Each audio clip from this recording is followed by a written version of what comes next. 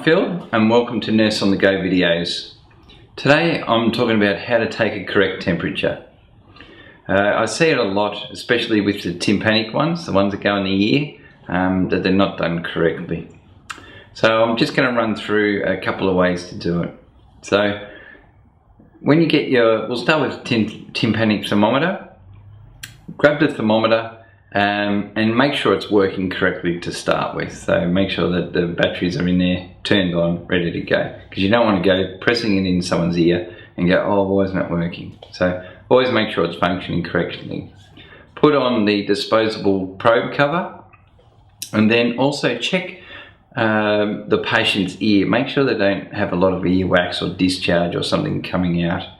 And if they've got hearing aids in, take the hearing aid out when you first introduce yourself going to do your obs, and leave it out for a couple of minutes while you're talking, doing other things, just to let the ear temperature settle down inside, because sometimes it can vary. When you go to insert the tympanic thermometer, start with the thermometer facing the floor, but the probe into the ear, and then turn it to 90 degrees, because what turning it to 90 degrees will angle the probe to go straight down the ear canal and actually see the tympanic membrane, and then press read, and then it will get a reading off the tympanic membrane. Because otherwise, if you push just straight in and press the button and go, oh yeah, that's good, a lot of times the signal bounces off the canal and you don't get an actual reading. You get quite a low reading when they could be like half a degree to a degree higher. So that's the way to do that one. Doing oral temperatures, especially on children, is make sure that when you get the oral thermometer, put it underneath the tongue and make sure that the child can hold it in their mouth. If they can't, just support it under their mouth. Don't let them talk, because when they talk their tongue flaps up and down and you actually get a different reading. So just let them sit there nice and still with the thermometer under their mouth and waiting for your reading to come.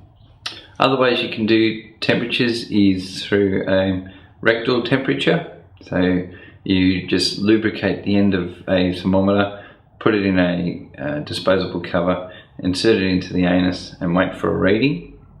And other ways you can do it is you can have a nasal probe, so a probe that goes into the back of the nasal cavity, sits in there, and you can actually read it off a monitor. So the things with those nasal probes is you just got to make sure, mark where you've inserted it to or where you've seen it to, because they do migrate out a bit, so they do fall out of the canal and they can alter the temperature reading. So make sure that they're sitting posterior to the nasal cavity.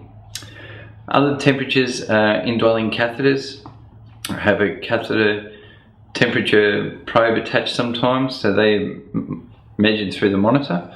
So just ensure that the connections are okay. They do break, sometimes the cables in them do break, so you just got to make sure that that's all working fine, but they're pretty good and they're quite accurate because it's measuring an internal temperature. So there you have it. That's just a nice brief look at how to take a correct temperature, so hopefully improves your technique. And thanks for watching Nurse on the Go videos.